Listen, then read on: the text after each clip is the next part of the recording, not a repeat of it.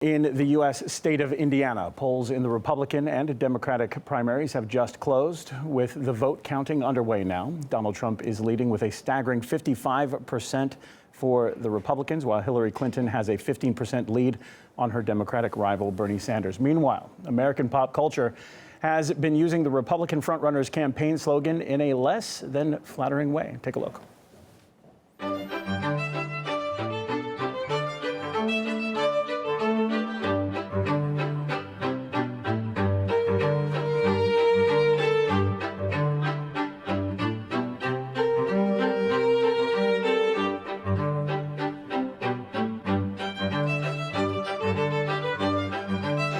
America great again. We are going to make America great again. I want to win because I know how great our country can be.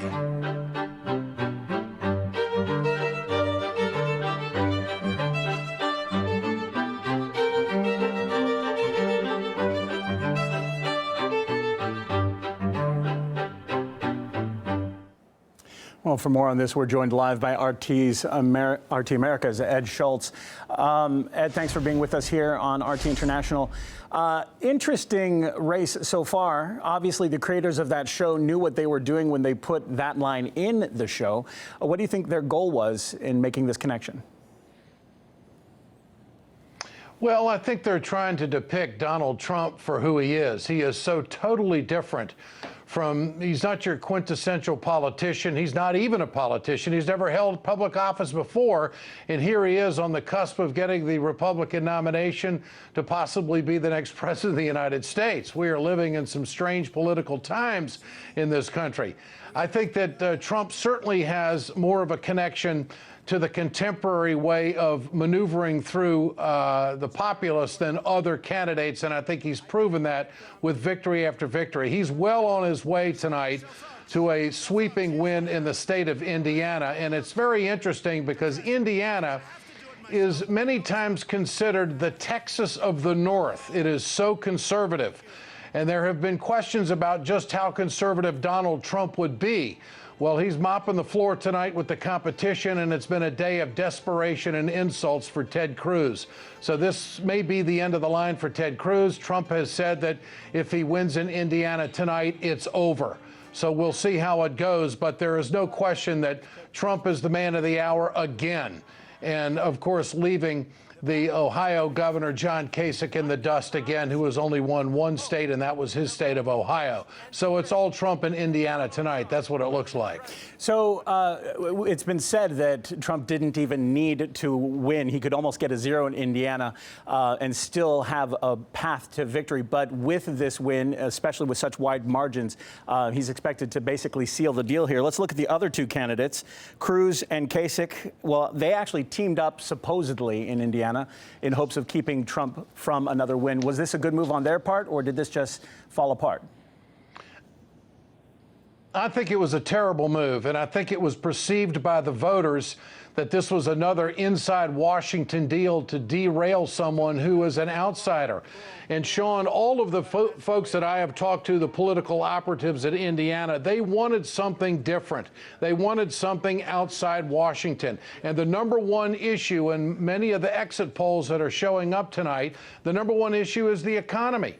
And Donald Trump has gone into Indiana numerous times and talked about the outsourcing of jobs and the losing of jobs to China that has really struck a chord. And the Associated Press has just called this race that Donald Trump has won Indiana. That will be 57 more delegates. That will bring him very close to the 1,100 mark. The magic number, of course, is 1,237. This is a winner-take-all state in an open primary in Indiana. So this is a big night for Trump, and this is going to put a lot of pressure on Ted Cruz. Ted Cruz spent the day insulting Donald Trump, calling him a serial philanderer and also a pathological liar.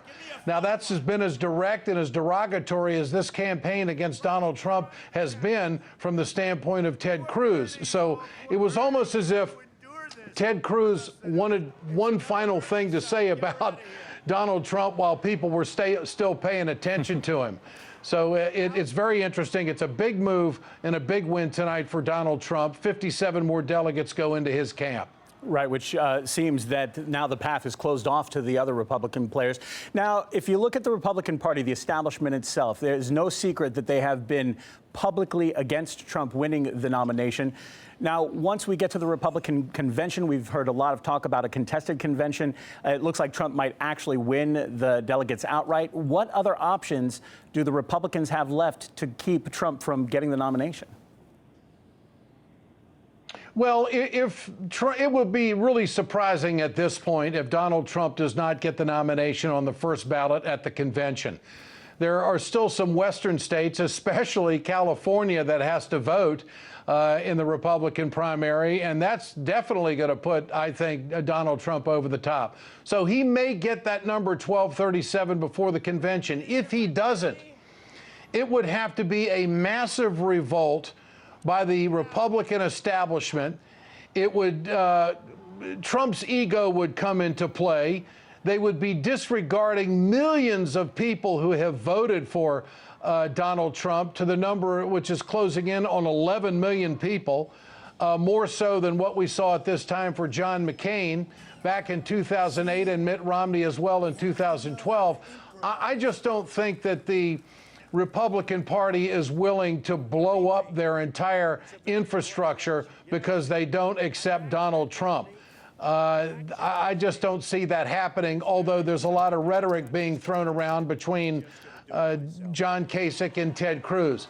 I don't think that the Republicans have a viable option after tonight. I think tonight was a big turning point for the Republicans and a real statement for Donald Trump and where he's going to take this party.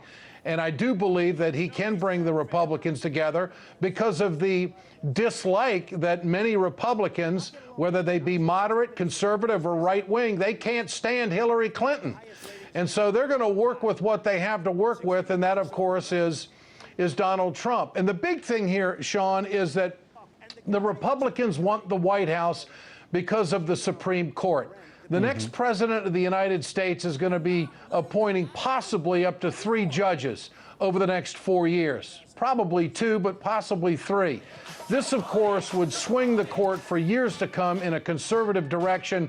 And no matter how much the Republicans dislike or not favor Donald Trump, this is a card that they just don't want to let slip away. Their best chance might be to get someone who's outside the establishment, who knows business, and might be able to energize all areas of the base. The one problem that Donald Trump has is women.